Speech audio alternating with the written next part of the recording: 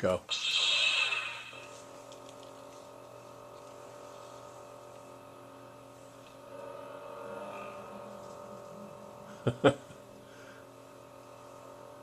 Okay. I thought that maybe I could be a real technology leader if I could become a Jedi Knight and have mind control over things. Oh, goodness. But I think there's other ways to become a technology leader as a school librarian. If you go through Module 5, it'll give you some tips. The best thing is, most of you have been taking the class from Scott, and since Scott's been teaching that class, he has really convinced all of you how important it is to be a technology leader as a librarian. And so I'm hoping that this class is also reinforcing that, because as reference moves from print sources to digital sources, it's really critical that our thinking as librarians embraces that technology and we move ahead with the technology. One of the resources that I encourage you to read is Generation M2.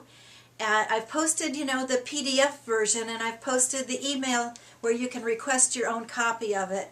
And since it's such a lengthy resource, I would encourage you to just order the free copy, because it will help you understand where kids are today.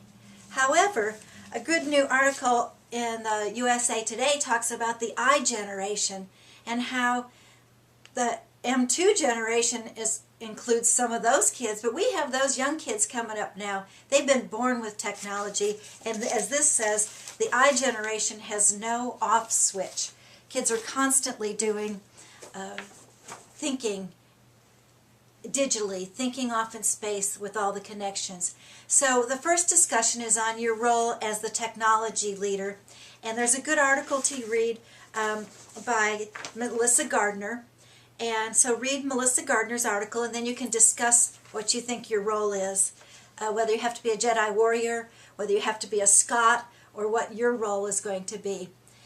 Discussion 5.2 is going to be resourceful, is sharing. So I want you to go out and search social networks, blogs, wikis, and how can they be used? Even Facebook, how can it be used as a research tool, a reference site?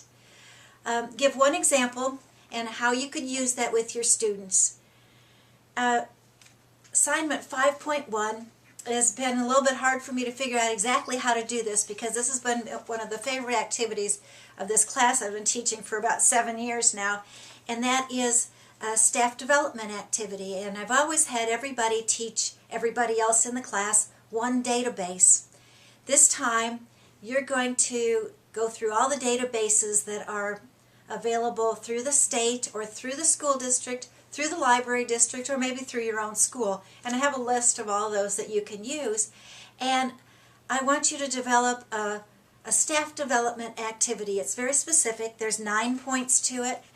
It's important that you cover all 9 points as you go through how you would do this activity, and make it to be something fun and interesting for your teachers to do.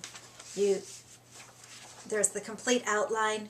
Give it a title and make it exciting. Assignment 5.2 is a journal article, and this time it gets a little bit specific. I'd like you to start focusing on your research paper, which is your final project for this class in Module 7.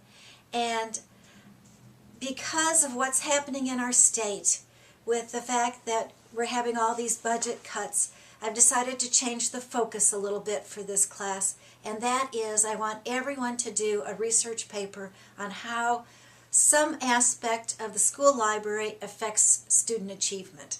And the research is out there, the articles are out there, so this time get a head start on your research paper and go out and find some article on how school libraries are impacting student achievement. And then that'll help you decide on specifically what area you want to focus for your research paper. There's lots of information in this module, lots of resources to look at. Be sure you take the time to go through everything that's listed in the module.